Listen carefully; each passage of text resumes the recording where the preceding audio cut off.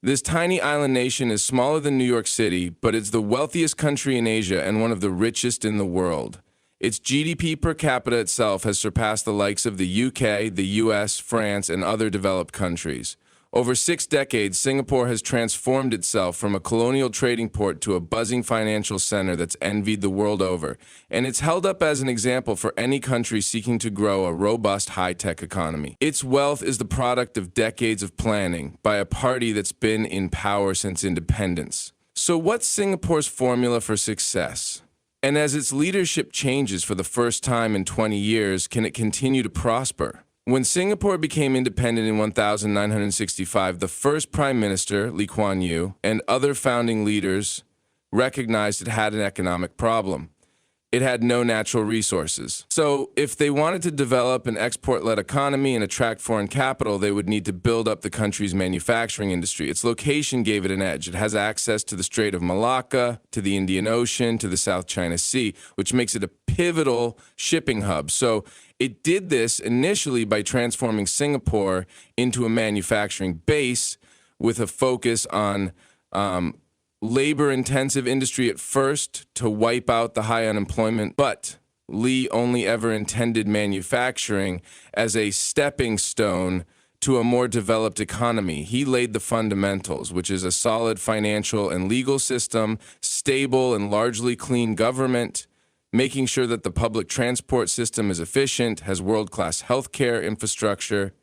In the 1980s, Lee started laying the groundwork for what is now Singapore's biggest source of wealth, finance. Following the lead of places like the US and UK, he liberalized the financial services industry with lighter touch regulation. The legacy of that approach is evident today. 4,200 multinational companies have regional headquarters here. Low taxes are a big reason for that. Singapore's corporate tax rate is just 17% and can hit 13.5% or lower for some activities. That's also because Lee's successor, Goh Chok Tong, continued to lean into attracting big business. Singapore shifted emphasis to a knowledge-based economy that relies more on creativity and growing Singapore's entrepreneurs. In 2004, Lee Hsien Loong, Lee Kuan Yew's eldest son, took over the premiership, and he realized to retain the flow of businesses and wealth, it needed to be an even more attractive place to live in. With its prime location, Singapore had to become a destination in itself. That's been key to Singapore's success. It had embarked on an ambitious land reclamation project in the 1,970 sets. Over the years, that space was filled with not just offices and apartment buildings, but entertainment hubs, changing the city's skyline in the process. One example was bringing in the F1 night race. The government also welcomed casinos or integrated resorts, as they're called in Singapore, and the timing was impeccable because the Chinese and Indian economies were booming. Singapore was ideally situated to attract the region's ultra-wealthy, who could then enjoy the casinos and nightlife, but also park their money. The results, the total value of assets under management in Singapore jumped from $420 billion at the start of Lee Hsien Loong's tenure to $3.6 trillion in 2022. While Singapore has been an economic success, its leadership is criticized by some for the restrictions on civil liberties and the media. Freedom of the press, freedom of the news media must be subordinated to the overriding needs of the integrity of Singapore. Under Lee Kuan Yew's governance, one of the chief criticisms is that there was this climate of fear in Singapore. People were afraid to criticize the government. Subsequent governments also faced criticism for maintaining a tight grip. Protests are still largely illegal.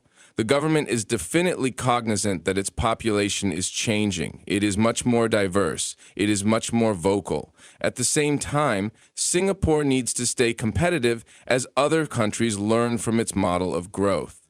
And climate change is becoming a threat to national security. This is the Singapore that Lawrence Wong is inheriting as the country's new prime minister. Wong, who grew up in public housing, earned praise for his leadership in the country's COVID-19 response. He is seen as having more of a common man's touch. We should build on what we have today. We should affirm and reinforce what works well for Singapore. While the People's Action Party still forms the ruling government, its popularity is declining. There will be that politicking that will happen much more intensely in the years to come than there was ever before. The buildup of wealth has brought problems of its own. Housing prices have increased, the cost of living has gone up. Part of Singapore's growth model has been to attract foreign labor, but too much foreign worker inflow raises concerns by the citizens that the foreigners are taking too many of the good jobs. If you just look at the numbers, inequality has been reduced, but that's not how some residents feel. The country's rapidly aging population is also going to add pressure to workforce growth and government spending. So whether it's managing discontent or guiding Singapore's continued evolution into a tech hub, Wong's job is to sustain the city-state's hard-earned success.